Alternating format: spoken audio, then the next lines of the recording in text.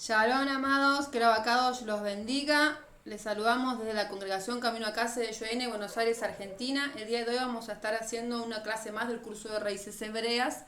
Vamos a seguir, les saludo a todas mis hermanas que están ahí del otro lado, nuestra hermana Ronali, nuestra hermana... acá. Ahí está, tenía el micrófono apagado. Shalom, bienvenidos a la clase de Raíces Hebreas, una clase más de los días miércoles. Les saluda la Moral Laura Báez de Pérez desde Argentina, Buenos Aires, la congregación central Camino a Casa y Yeshua viene. Vamos a estar haciendo una clase más de un curso más, como todos los miércoles, y saludo a todas mis hermanas que están ahí, Ronald, Silveira, Angélica, Jocelyn, Gloria, Romina, Isabel, y hermanos y hermanas que van a estar también ingresando, si el Padre así lo permite, en esta transmisión para el curso del día de hoy. Vamos a seguir con la clase, ¿sí? Que empezamos la primera parte la semana pasada, ¿sí? La judaidad de Yeshua. La vimos la primera parte, ahora vamos a seguir con la segunda parte. Recuerde que en la primera parte habíamos hablado de Mateo, el capítulo 1, que fue escrito todo en hebreo, ¿sí? Recordemos eso también interesante e importante de también remarcarlo y de volver a repasarlo. Se fue escrito todo en hebreo y justamente en el primer capítulo de Mateo nos habla de la genealogía de Yeshua, ¿sí? De toda su descendencia. Entre ellos vemos David, Abraham, Zorobabel, Jacob, etcétera, ¿sí? La descendencia de nuestro Mashiach Yeshua, que es de la tribu de Judá, como todo rey tenía que venir de la tribu de Judá, porque ellos fueron entregándole el cetro. El cetro significa que se le entregó al rey la autoridad. Recuerde que todo rey tiene un cetro, que significa autoridad, ¿sí? Significa que reina con majestad. En el caso de Yeshua, con gloria, con esplendor por la eternidad. Él es nuestro rey por la eternidad, sumo sacerdote, se ganó ese lugar, ese mérito, como decíamos también la semana pasada, por morir por nosotros. Él dio su vida por nosotros. Él es el mismo Adonai, Yud, He, Vav, He, e Yeshua. Cuando usted ve y lee o escucha los versículos o los lee donde dice que Yeshua murió por nosotros en ese madero, cruz o estaca, ahí mismo estaba Yud, He, Vav, He, es decir, nuestro Padre, Yeshua, Adonai son uno, ¿sí? Nuestro Padre estaba ahí muriendo por nosotros, ¿sí? Entonces ahí vimos también eso, que a Judá se le fue entregado el cetro, el mando, porque desde Judá venían los reyes, ¿sí? Los reyes de Israel tenían que provenir de esa tribu, de la tribu de Judá, ¿sí? También leímos varios versículos, Génesis 49:10, la semana pasada leímos Génesis 22:18, Génesis 24:17, Génesis 49:10 y Ageo 2 del 22 al 23, donde hablábamos de Zorobabel.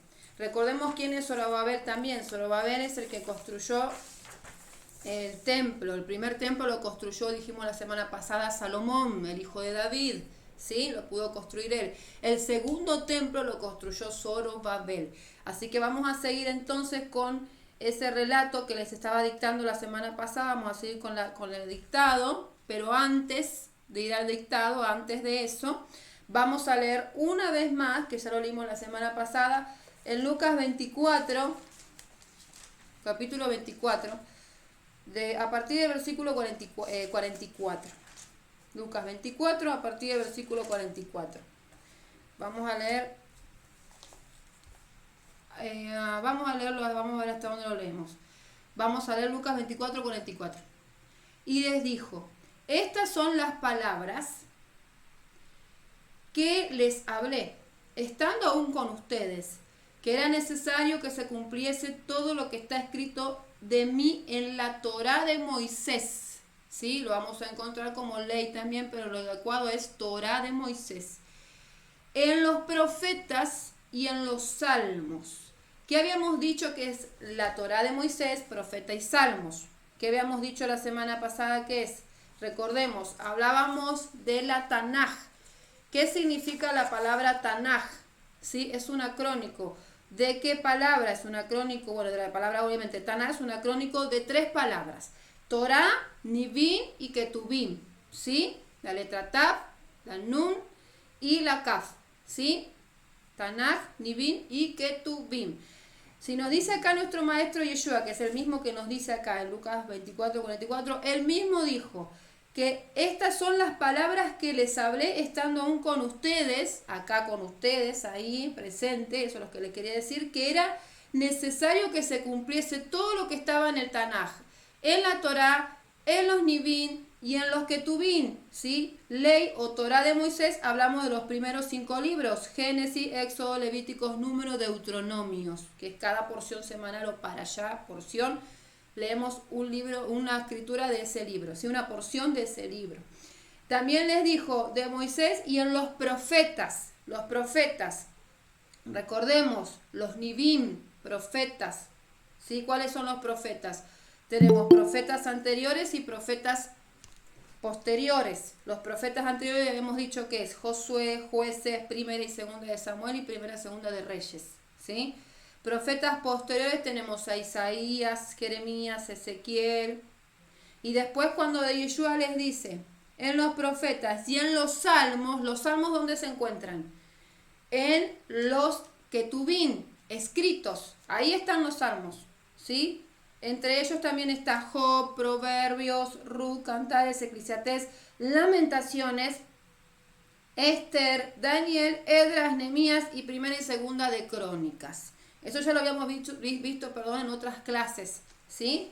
Que habíamos hecho también un cuestionario para que sepamos qué es el Tanaj y qué libro le corresponde a cada uno de estos 3 libros. Bueno, de la Tanaj en realidad, Torah, Nivim y Ketubim. La Torah, la ley, profetas y escritos. Entonces acá Yeshua les estaba diciendo prácticamente eso, que en estos libros, en realidad la Tanaj completa, que es lo que estaba ahí en el momento cuando estaba Yeshua, no había Nuevo Testamento. Todavía el Nuevo Testamento, o mejor dicho, Pacto Renovado, todavía no estaba escrito, no estaba todavía. Entonces él estaba hablando de la Tanaj. Él conocía la Torah, él conocía los Nivim. Y él que nos conocía los Ketubim Yeshua, porque él es el mismo Adonai, el de la inspiración divina, para que estos hombres puedan escribir lo que tenían que escribir, a Moisés primeramente y así todos sus siervos que escribieron por la inspiración divina lo que estaba escrito en los rollos, ¿sí? De la Torá, en los rollos de los Nivim y en los rollos de los Ketubim. Pero fíjense lo interesante porque vimos también la semana pasada qué significa un erudito, ¿sí? ¿Se acuerdan que la semana pasada hablábamos qué significa un erudito?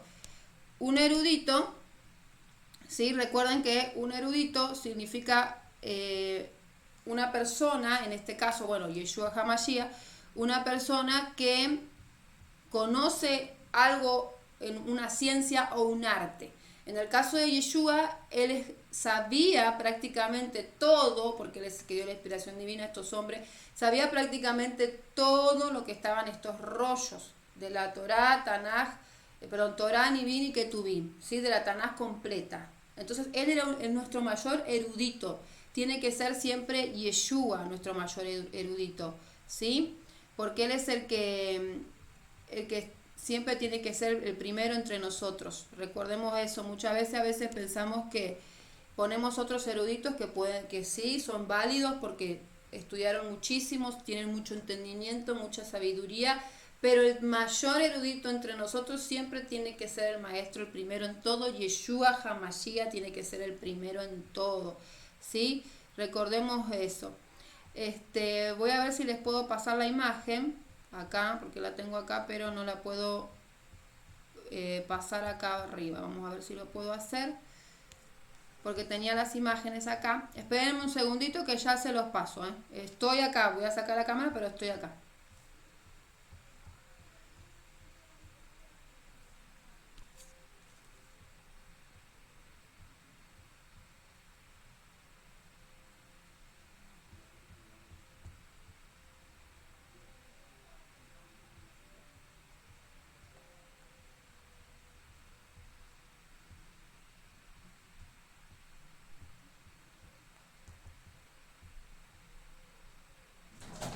No sé qué pasó. Ah, acá está, ya está.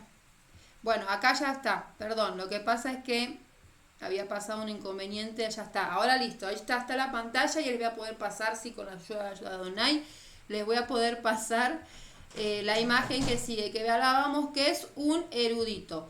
Un erudito, ahí.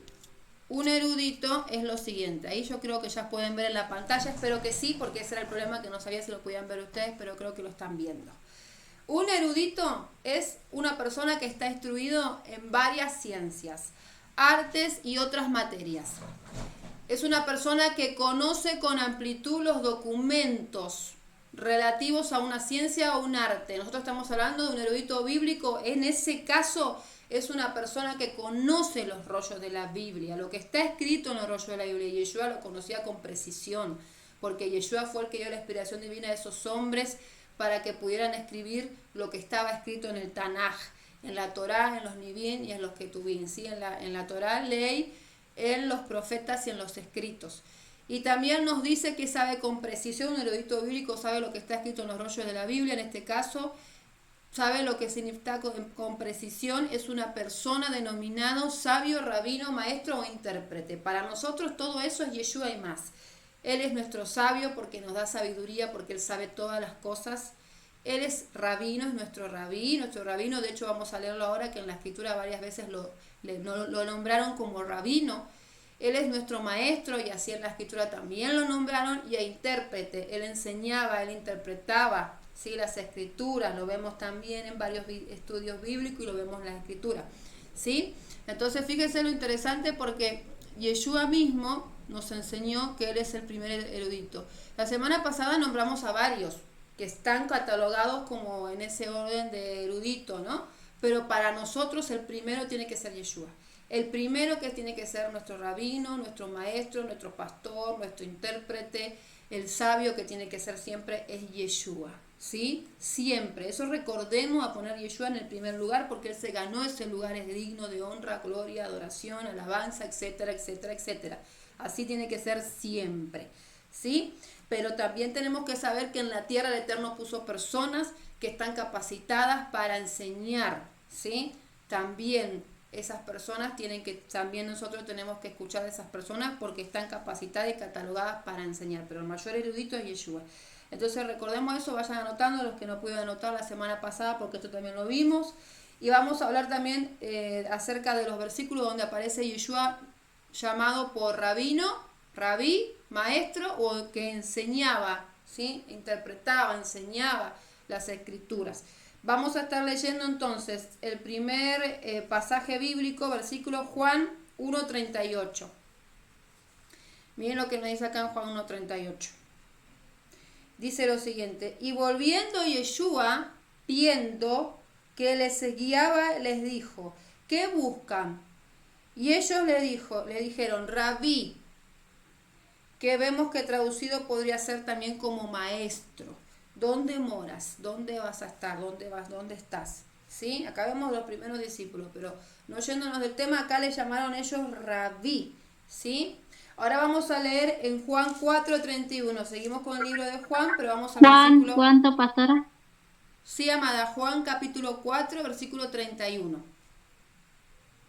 ¿Qué nos dice el anterior, ahí? el anterior. El anterior, Juan capítulo Sí. 1, versículo 38. Ahí está. Entonces vamos a Juan 4:31. Nos dice: entre tanto los discípulos, los talmidín, le rogaban diciendo: Rabí, ¿qué le decían? Rabí, come, ¿sí? Rabí, come. En este caso le llamaron también Rabí. Vamos a otro versículo, Mateo 19. Vamos a Mateo, acá 19. 16. Nos dice lo siguiente.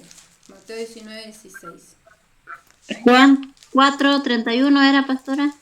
Sí, 4:31, amada. Libro de Juan.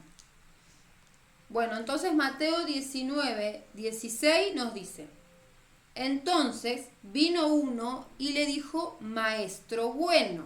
Le dijo maestro. ¿Sí? Ahí está la palabra maestro. ¿Y qué le preguntó? ¿Qué debo hacer para obtener la vida eterna? Y eso ya lo conocemos, ¿no? Más o menos ya conocemos lo que le quería decir a este joven rico, ¿sí? Pero lo que queremos concentrarnos acá, que le dijo maestro. Esta misma persona que no lo conocía a Yeshua, es decir, no estaba físicamente todo el tiempo con él, no era de sus discípulos, sino que era una persona afuera, pero sí que sabía lo que Yeshua hacía, les dijo: maestro, ¿qué puedo hacer para obtener la vida eterna? ¿Sí? Y se dirigió a Yeshua como un maestro, es decir, que ellos ya lo catalogaban como un erudito a Yeshua.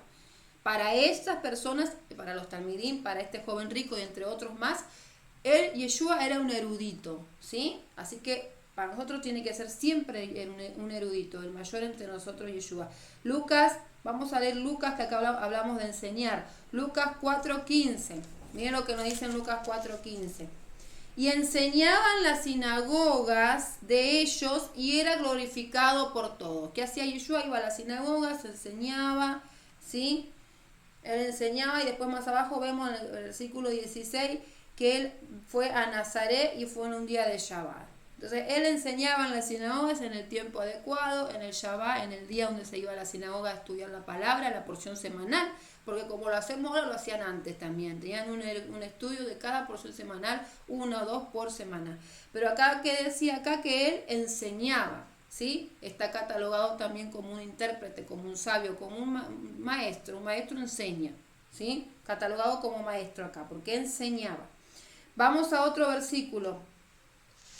Juan, capítulo 7, versículo 14. Más a la mitad de la fiesta, de la celebración de la Moadim, subió Yeshua al templo y enseñaba. Acá, ¿qué pasó en la fiesta, en la Moadim de tabernáculos? ¿Sí? ¿Qué hizo Yeshua? Subió en el tiempo determinado, como debía de ser, a la celebración, para celebrar también junto a sus hermanos, a su familia. ¿Y qué dijo acá Yeshua? Y él fue al templo y enseñaba. Maestro. ¿Sí? Acá catalogado como maestro. Otros versículos más que les voy a dictar para que ustedes los copien, después también lo lean, ¿sí? Como tarea. Van a leer también Juan 4:31, ya lo habíamos dicho. Juan 6:25. ¿Qué nos dice Juan 6:25? Cuando le hallaron al otro lado del mar, le dijeron Rabí. ¿Cuándo llegaste acá? ¿Sí? A otra vez Rabí. Juan 9:2. Juan 11:38. Marcos 11:21. Y Marcos 9:5, que lo anotan y dice lo siguiente. Entonces Pedro, Kefas, interviniendo, le dijo a Yeshua, Rabí, bueno, es estarnos aquí. Hagamos 3 enramadas, una para ti, otra para Moisés y otra para Elías. ¿Y cómo lo llamó Pedro? Kefa a Yeshua, Rabí. ¿Sí? Es decir, que para ellos, como para nosotros, Yeshua es un erudito. Conocía bien el rollo de la Torá, la Tanaj, en realidad, Torá, Nivin y Ketuvim, porque él mismo la inspiró a los hombres para que la pudieran escribir, pero viene de parte de Adonai, viene de parte de nuestro maestro Yeshua, de nuestro rabino Yeshua, lo que está en la Torá, el mismo, lo que está en Ru, lo que está en Esther, también mujeres de valor de Torá, ¿sí? Que también dedicaron su vida al servicio del Eterno, porque todos tenemos un propósito en esta tierra, seamos mujeres, hombres, los niños también tienen su propósito, los niños también tienen su propósito, por eso de niño hay que enseñarle la palabra. Sí, amada Silveira. Me quedé, disculpe, en Juan 6:25, después ¿qué dijo? Juan 6:25, sí. Ahora viene Juan 9:2. 9:2. Juan 11:8. Ya. Marcos 11:8. Marcos 9:5. 9:5. Y Marcos 11:21. 11. Ahí está. ¿Listo, hermana? Hermana Sonia, después hágame acordar que le pase los versículos porque tuvo que salir, así no se pierde lo que hablamos recién en los versículos, así que hágame acordar. Sí, pastora, que me quedé sin señal. Ah, bueno, hermana, bueno, no se preocupe, ahora se los paso por privado, hágame acordar, ¿sí? Me quedó de Mateo nada más, me quedé Mateo. Después yo le paso Mateo los apuntes. Después le paso los apuntes. Bueno, gracias, amada Romina, y siempre tan servicial, Y Baruch de Hashem, nada. por la vida de Romina Sí, y de los ese nene tan lindo que está ahí siempre. Vicenzo, Gracias, le amada. mando un abrazo. Bueno, Ya. seguimos entonces. Habíamos dicho que a nuestro maestro, nuestro rabino, decimos rabino, maestro, sabio, porque en realidad eso es lo que significa una persona que conoce cada libro, en este caso cada rollo de la Tanaj, ¿sí? De la Torá, de los Nevi'im, lo que tuvimos, porque así se llama un erudito, en este caso erudito bíblico, ¿sí? Nosotros vamos a conocer muchos eruditos bíblicos, porque se la pasan estudiando muchísimo, pero nuestro mayor erudito tiene que ser Yeshua, ¿sí? Eso que quede claro. Entonces, volvemos a lo que nos quedó también la semana pasada por seguir viendo, que es acerca del templo. Recordemos que vimos la construcción del segundo templo, que fue de manos de Zorobabel, que es también ancestro de Yeshua, ¿sí? Recordemos que lo vimos en el libro de Mateo, y después de ahí Mateo leímos Ageo 2, que ahí también nos habla de Zorobabel, ¿sí? Ageo capítulo 2, versículo 22 al 23, ahí lo van a ver a Zorobabel, que ahí habla también de la construcción del templo, Zorobabel, recuerden el nombre. Y el Mateo capítulo 1, todo ahí va a estar Zorobabel, lo van a encontrar, ¿sí? Entonces, voy a leerles y ustedes van a estar prestando atención, y donde sé que nos quedamos la semana pasada, es decir, donde me quedé de dictado, ustedes van a empezar a copiar. Si les falta algo, lo ponen también, ¿sí? Entonces voy a empezar ya a hacer el dictado, donde nos habla del segundo templo, del primero y del segundo templo, ¿sí? Vamos a pensar entonces. Suelen distinguirse dos templos sucesivos: el llamado primer templo o templo de Salomón, lo construyó Salomón, el hijo de David, que fue construido según las escrituras, la Biblia, por el rey Salomón para sustituir el tabernáculo como único centro de culto para las 12 tribus de Israel. Es decir, que antes de la construcción del templo, él tenía, recordemos también que estamos estudiando ahora mismo, la semana pasada, hablábamos de la construcción del templo, en este caso el tabernáculo móvil, que se movía, como la palabra lo dice, a medida de que las tribus iban avanzando, ganando territorio de la tierra de Canaán, que luego pasó a ser Israel, conocida por hoy.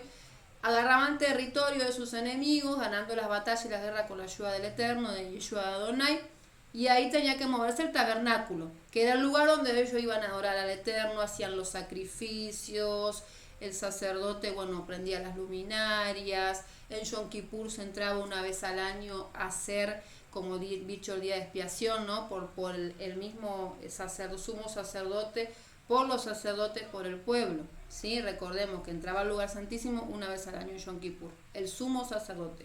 Eso mismo la semana pasada se recaudaban ofrendas, para allá, para poder construir el tabernáculo, ¿sí?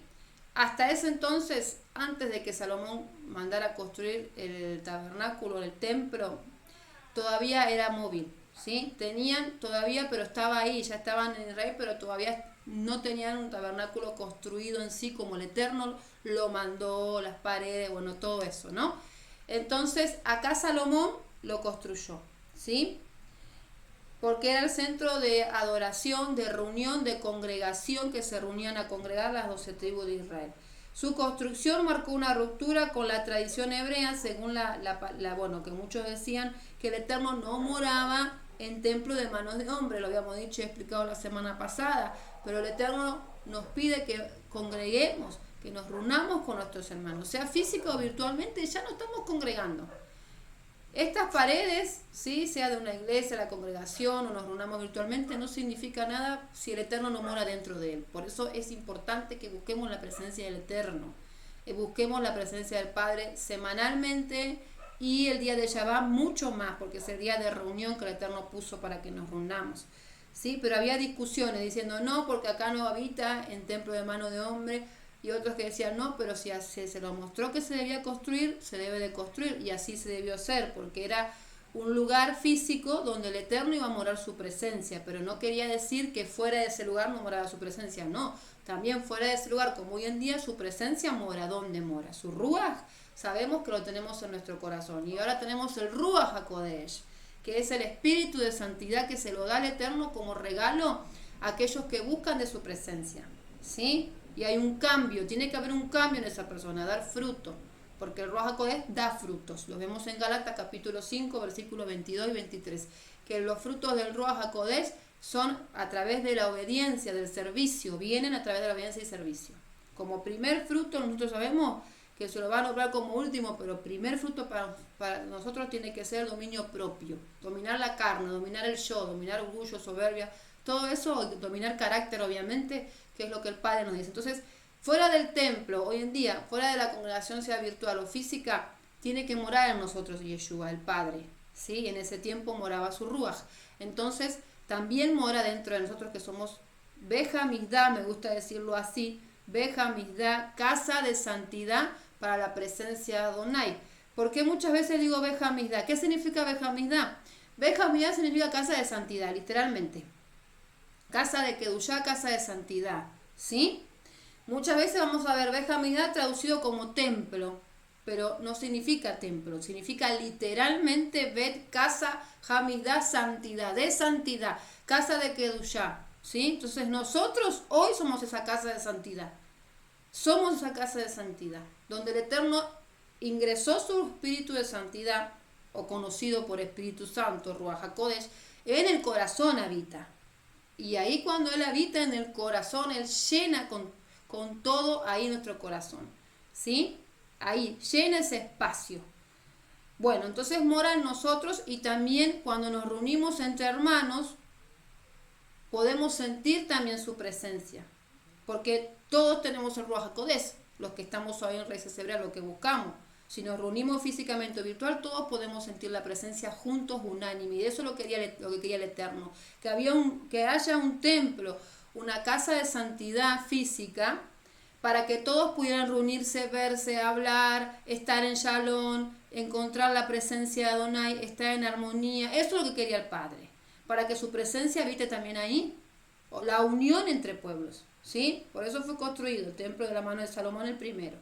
Entonces vemos que también los libros históricos de la Biblia indican que fue saqueado por el faraón, también profanado por algunos de los reyes de Judá, cuando no hacían lo que el Eterno mandaba, recordemos eso, en la Biblia, en la Escritura lo podemos encontrar, también destruido por los babilonios durante el tercer asedio de Nabucodonosor, el segundo en este caso, Nabucodonosor contra Jerusalén. Recuerde lo que hizo, ¿sí? Sus soldados ingresaron e hicieron un desastre, se llevaron todo lo de valor, que la mayoría del templo era todo de oro, todo de valor, de bronce, pero de valor en sí, porque tenía un valor no solamente económico, sino sentimentalmente, ¿sí? Porque era todo lo que el Eterno mandó que se debiera de hacer, tal cual se debiera de hacer. La menorá, su forma, su construcción, cómo tenía que ser con oro el arca sagrada, que nadie la podía tocar, un pagano no podía tocar el arca sagrada, era sagrada, por eso solamente el sumo sacerdote entraba al lugar santísimo y una vez al año, no todos los días. Una vez al año, ¿sí? Se debía de preparar para entrar a ese lugar. Ahí moraba la presencia divina directamente, ¿sí? Bueno, también lo vimos la semana pasada con detalle, el arca, lo que significa hoy, puede ver el video, está en YouTube, de la para allá anterior de la semana pasada lo va a encontrar así.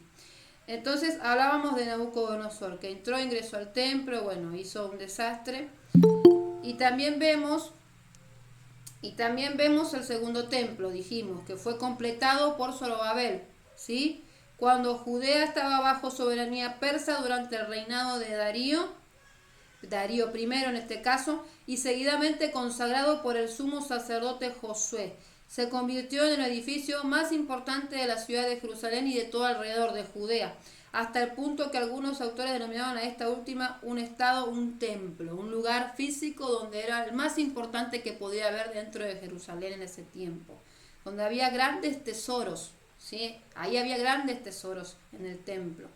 Todo lo que el Eterno mandó a construir, la menorá, el arca, el incenciario de oro, bueno, también vemos la pileta donde los sacerdotes se lavaban las manos, los pies, bueno, la cara, la pileta, sí, que era también de bronce, el altar de sacrificios, bueno, todo estaba ahí. Las vestimentas de los sumos sacerdotes también estaban ahí, los sacerdotes también tenían sus vestimentas. Bueno, todo había ahí, grandes tesoros, venían de Adonai, del Eterno.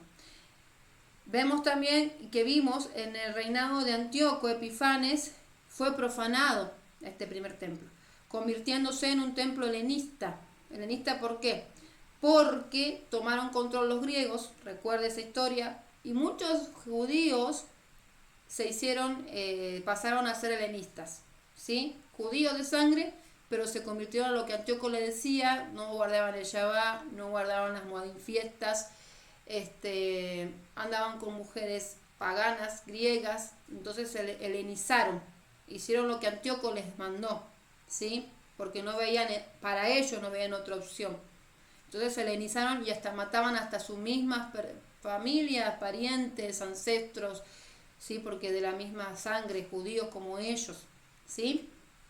Entonces se volvió helenista el templo. ¿Por qué? Porque en el templo ingresaron cosas paganas, hacían herejías, llegaron hasta sacrificar a un cerdo, que no se puede hacer un sacrificio de un animal, de ese cerdo no se puede hacer ni un sacrificio, y mucho menos tampoco comerlo. Hacían fiestas, orgías. Bueno, ya conocemos la historia porque se le ha pasado al estudio también de Hanukkah. Ahí tiene todo el estudio completo. Y lo consagraron a un dios pagano, ¿sí? En este caso a Zeus.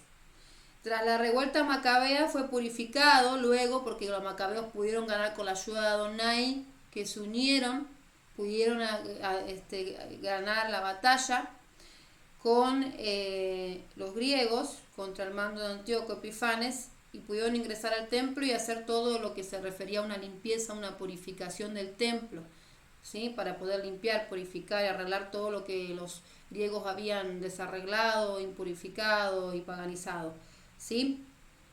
Entonces lo vemos eso a través de Judas Macabeo, ¿sí? Se consagró otra vez más el templo. A finales, vemos del siglo I antes de Yeshua, fue ampliado y reconstruido por el rey Herodes. Estas son cosas que lo vimos la semana pasada, así que vaya anotando. A finales del siglo I antes de Yeshua fue ampliado y reconstruido por el rey Herodes, convirtiéndose en el punto focal de cada una de las tribus, ¿sí? Disculpe, hermanita. Sí, al final del siglo, a finales del siglo I antes de Yeshua, fue ampliado y reconstruido por el rey Herodes. El segundo templo, reconstruido por Herodes, ¿sí? Convirtiéndose en el punto focal de cada uno de los israelitas. Es decir, el punto focal, los que se enfocaban en ese lugar, ¿sí? Les promulgaba la presencia del Eterno. En la primera guerra, voy a dictar despacito porque sé que esto le falta, ¿sí? En la primera guerra judía, israelita, pueden ponerlo también, fue sitiada por los romanos.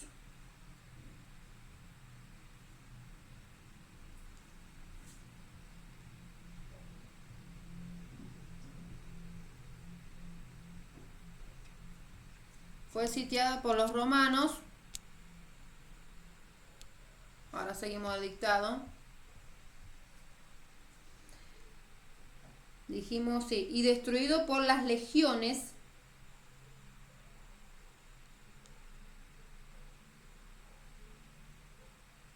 al mando de Tito en el año 70 aproximadamente, ¿sí? Pongan 70 aproximadamente.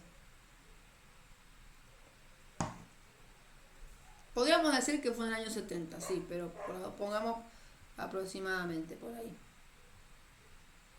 Bueno, su principal vestigio es el muro de los lamentos o lamentaciones.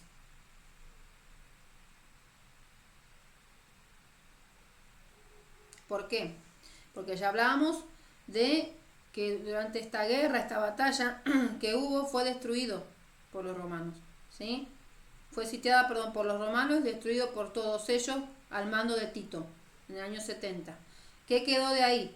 Quedó el muro de las lamentaciones, como hoy lo podemos ver en fotografía, el que vaya a Israel lo ve también, ¿sí? El muro de las lamentaciones, el muro de los lamentos, o conocido también como Kotel, con K, Kotel, o muro occidental.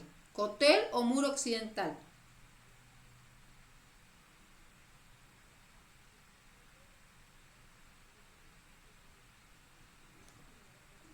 ¿Qué pasó luego? ¿Qué pasó luego? Hubo una revuelta y fue ocupado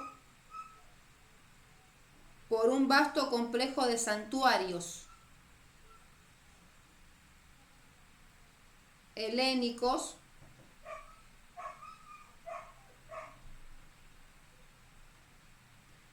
que fueron construidos por orden de Adriano en esa época.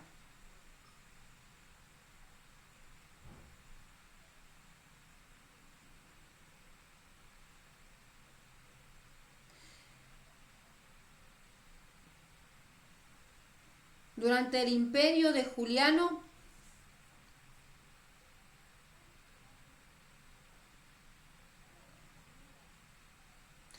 conocido por el apóstata, así nomás como se los dije, conocido como el apóstata por los seguidores del Mashiach, que creían en Yeshua. Bueno, ellos lo llamaban apóstata.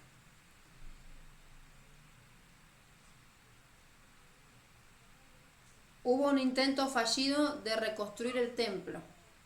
En ese entonces hubo un intento fallido por reconstruir el templo.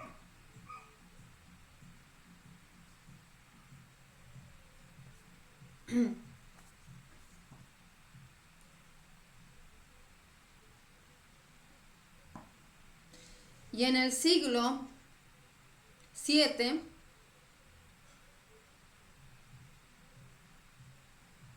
finalmente, y con la ciudad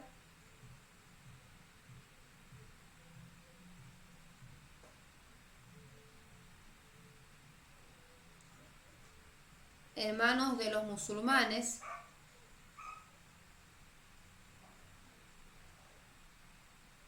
se construyó en esa área donde estaba el templo, obviamente antes,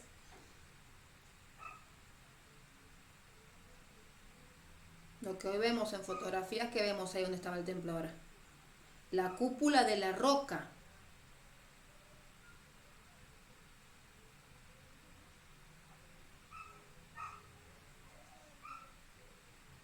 Y la mezquita.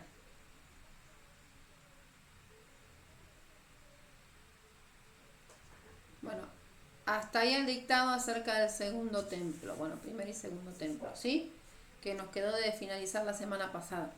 ¿Por qué hablábamos del segundo templo la semana pasada? Y vamos a volver a decirlo en pequeñeces, digamos, una porción. Yeshua, dijimos la semana pasada, los que no lo anotaron lo pueden anotar. Yeshua nunca asistió a una iglesia cristiana. Eso tenemos claro, ¿no? Menos en domingo. Vamos a decirlo así mejor. Yeshua nunca asistió a una iglesia cristiana en domingo. Él cuando asistía en una sinagoga, así sería el nombre correcto, en Shabbat, ¿sí? Ni fundó ninguna iglesia.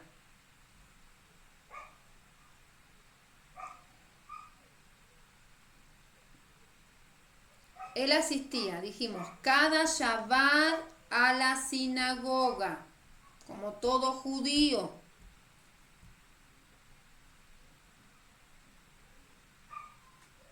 Y a veces enseñaba en el templo.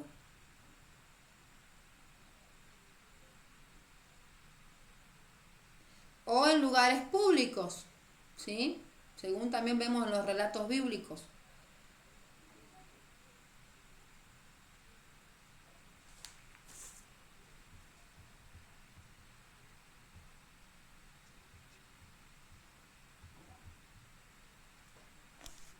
Hermana, ¿qué dijo? Me quedé en Shabbat como judío en la sinagoga. Sí, hermana, judío en la sinagoga. Sí.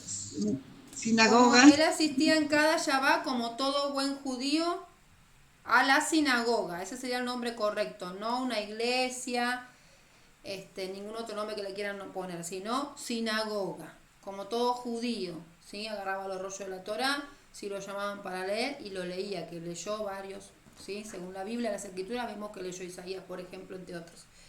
Pero él asistía en Shabbat, se reunía con sus hermanos en Shabbat, y leían los rollos de la Tanaj, ¿sí? Tanaj, en ese entonces estaba la Tanaj todavía.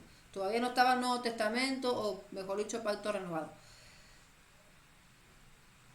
Y enseñaba a veces, dijimos, en el templo en lugares públicos. Es decir, que también enseñaba a veces en el templo, en ocasiones enseñaba como todo bien erudito, y en lugares públicos, ¿sí? Hoy día cada vez más y más eruditos bíblicos, vayan anotando, hoy día, ahora mismo, más y más eruditos bíblicos, que dijimos lo que es un erudito bíblico, reconocen que Yeshua fue un judío, ¿sí? Que vivió como judío y murió como judío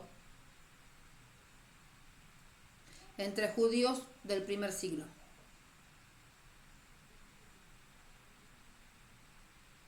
Así como el resto de sus talmidín, de sus discípulos originarios.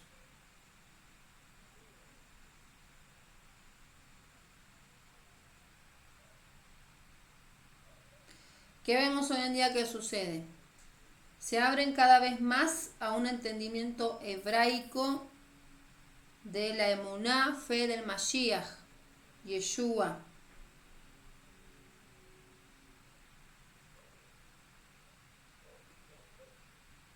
Que tienen sus raíces en el judaísmo, ¿sí? Nuestras raíces son hebreas, ¿sí? Provenimos de allá. Nuestros ancestros eran de las tribus, originarios de las tribus de Israel. Entonces, en el judaísmo del segundo templo, por eso leímos quién fue que construyó el segundo templo,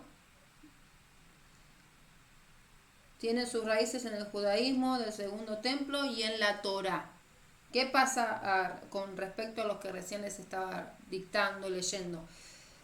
Muchos judíos, ¿sí?, de la tribu de Judá, de la casa de Judá, hoy en día están dándose cuenta que Yeshua fue el Mashiach, es el Mashiach, y será por siempre el Mashiach, que ya vino una vez en relación, bueno, vino en relación al pecado, obviamente, para dar por cumplimiento que tenía que morir por nosotros en el madero, pero va a volver sin relación al pecado por una segunda vez, sin tocar la tierra, sin tocar suelo, ¿sí? Entonces, hoy en día muchos se dan cuenta, leyendo Mateo, habíamos dicho en otras clases, porque Mateo está todo escrito en hebreo. Entonces, leyendo Mateo se dan cuenta ahí donde habla de Yeshua, que tenía que llamarse Yeshua, porque Yeshua literalmente significa salvación, salvador, salvarnos a nosotros del pecado, de las transgresiones. Por eso murió en el madero por nosotros, dando su vida, su sangre por rescate a nosotros. Murió en la cruz, en el madero o en la estaca, ¿sí? Entonces, leyendo Mateo, estos eruditos bíblicos que se la pasaban leyendo el Tanaj, que se la pasaban leyendo el rollo de la Torá, los Nevi'im, los Ketuvim, ellos caen hoy y dándose cuenta de que Yeshua literalmente sí es y será siempre que tenía que venir a morir por nosotros. El Mesías predestinado en los salmos, predestinado en los profetas, ¿sí?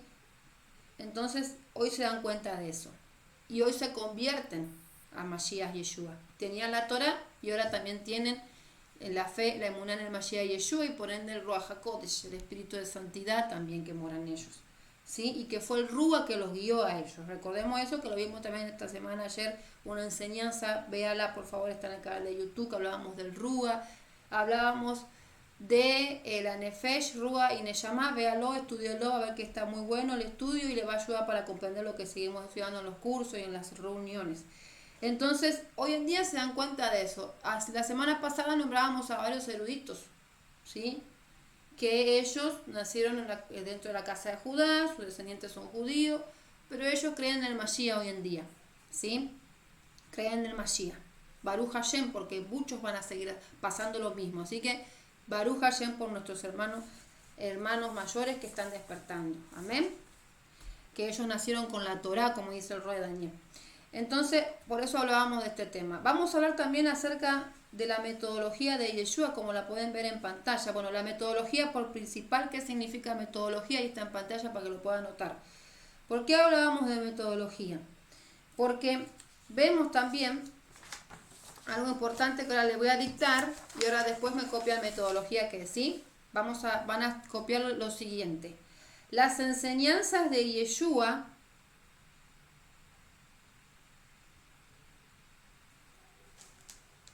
sus metodologías o su metodología, mejor dicho, su metodología.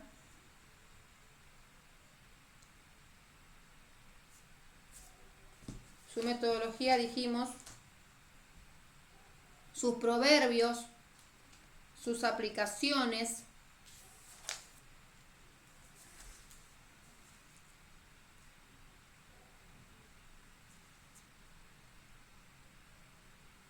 sus estilos de interpretación,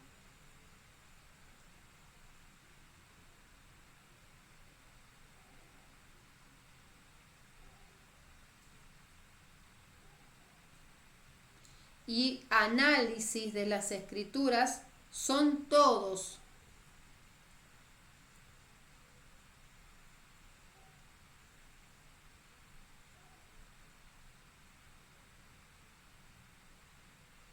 sin excepción judíos, es decir, hebreos, ¿sí? Hebreos, porque como todo bien judío, hebreos, en su naturaleza.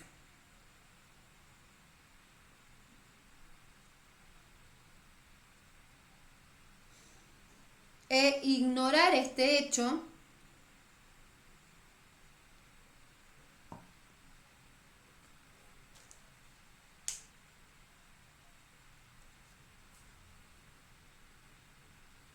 y pretender interpretar sus palabras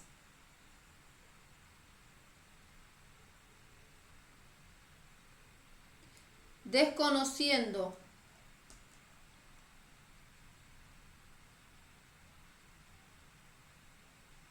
su trasfondo hebreo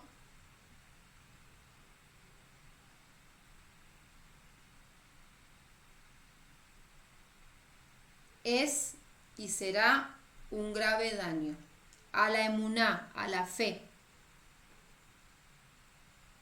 Es decir, querer interpretar las escrituras sin ir a la raíz hebrea es un grave daño a la emuná, a la fe.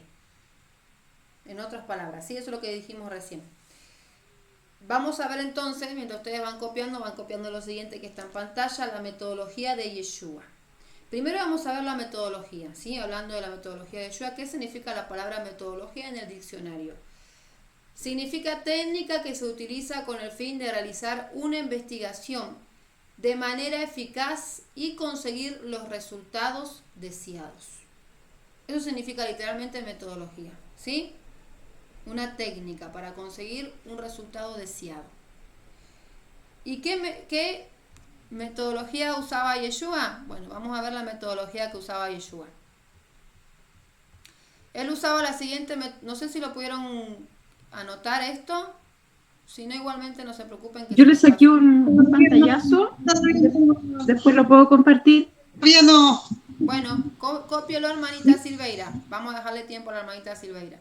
Mientras tanto voy comentando lo siguiente. Entonces, metodología literalmente significa una técnica que se realiza con un fin.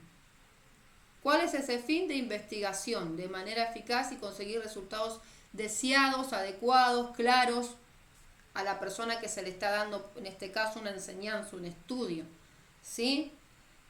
Y ahora vamos a hablar acerca de la metodología en sí de Yeshua. ¿Cuáles fueron las metodologías que Yeshua utilizó para enseñar, como todo maestro, como todo rabino, como todo padre, como todo roe, pastor, ¿sí? Sierva, gracias. Gracias. Bueno, hermana, gracias a usted. Bueno, Gracias. ahí vemos entonces. Ahí está la otra imagen, la diapositiva, para que lo vayan anotando. Ahí se los voy a dejar. La metodología de Yeshua, ¿cuál era entonces? Parábolas, historias y objetos. Él utilizaba en síntesis estas tres metodologías de enseñanza: parábolas, historias y objetos, ¿sí? Eso lo vemos claro en las escrituras.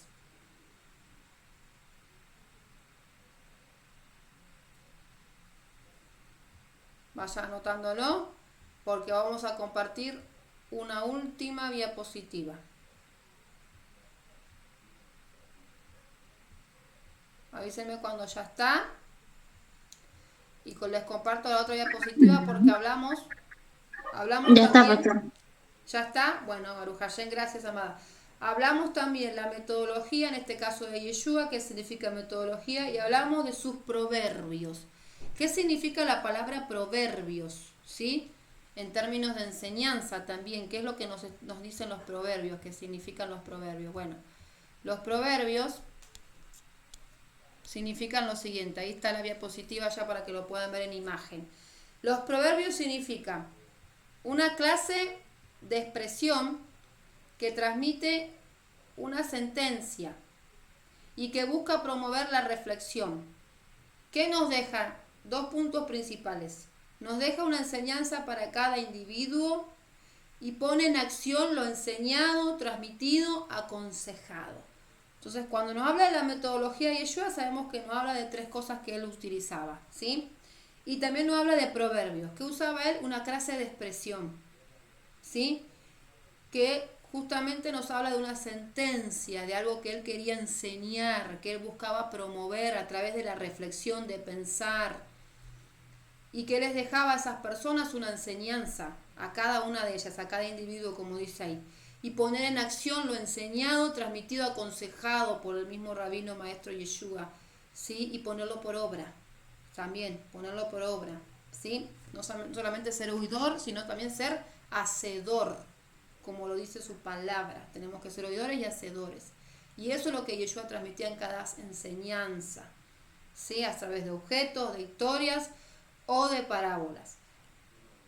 Entonces fíjese cómo Yeshua tenía esa técnica, ¿no? Una técnica clara, concisa, para que nosotros podamos interpretar sus escrituras. Hoy en día las interpretamos a través de ir al original, ¿sí? Al trasfondo hebreo, como decíamos siempre.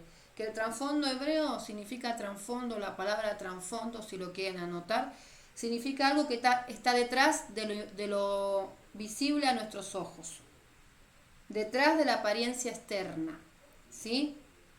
Eso significa un trasfondo, buscar, es una raíz que debemos de buscar, la raíz hebrea que el Eterno nos mandó, nos trajo a través de su espíritu, de su rúa, nos habló, nos dijo, nos llamó, nos paramos en los caminos como dice en Jeremías, y buscamos el camino y fuimos y venimos y estamos en el camino hoy en día de la bendición, ¿sí?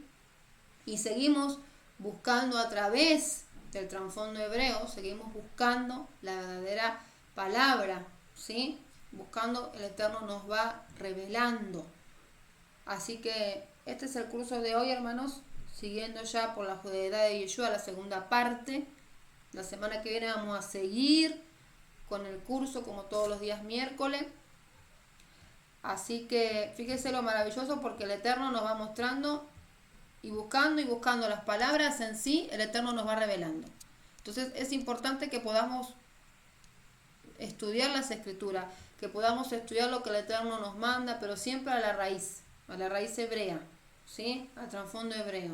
Tenemos que hacerlo, porque el que no lo hace, como dice, está dando y generando un grave daño a la emuná, a la fe, porque no lo llevan a la raíz. Yendo a la raíz hebrea, parándonos en la senda, en el camino, yendo a la senda antigua, como estamos ahora en la senda antigua, descubrimos que debemos de guardar Shabbat.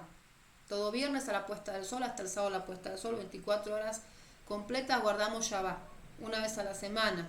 Sabemos que tenemos que celebrar Rosh Hodesh, que es cabeza de mes, significa. Cada mes hebreo hacemos las transmisiones con el pastor, con el Roe Daniel Pérez.